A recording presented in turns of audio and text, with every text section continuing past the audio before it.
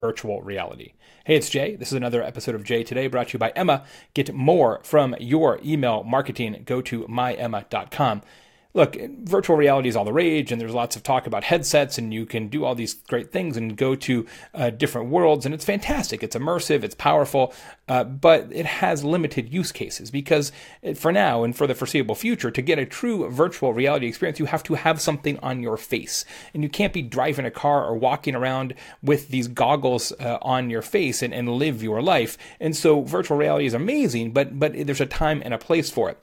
Augmented reality done well can be part of our life. It can be integrated into our lives in a seamless and really interesting way. It's just that so far, the use cases for augmented reality have been somewhat frivolous. Probably the best known example is Pokemon Go, which took over the entire planet for about 10 minutes, but it showed what's possible in an augmented reality environment through a smartphone. But now our friends at Google are bringing out a new version of augmented reality, which could really be a game changer. Last week at their developers conference, they showed off the new Google Lens. The way it works is you point your camera phone at something, and then Google tells you information about that thing. For example, its ratings and reviews. Look at this.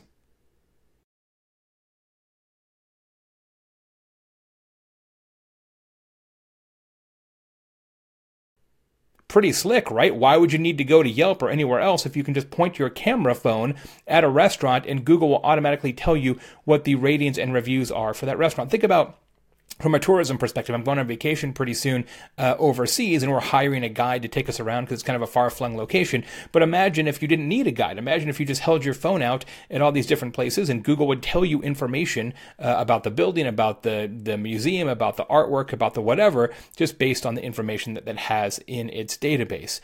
Augmented reality with Google Lens, which is going to be built into the new Google Assistant, which is the Siri killer that Google has developed and is developing even further.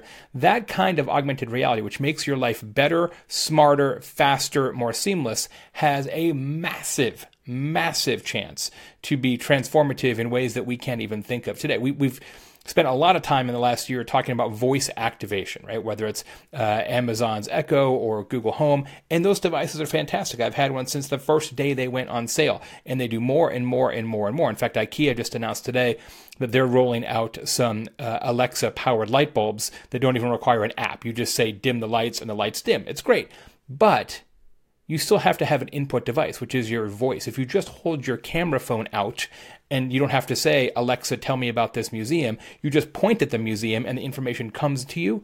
Now we're really talking about something that could be transformative in ways that we really haven't even pondered yet. So I believe that augmented reality is going to be way more important than virtual reality ultimately, and Google Lens is just the next step in that process. Let me know what you think. Would love to hear your comments below. That's it for this episode of Jay Today. Headed out on the road for a couple days. I will see you next week.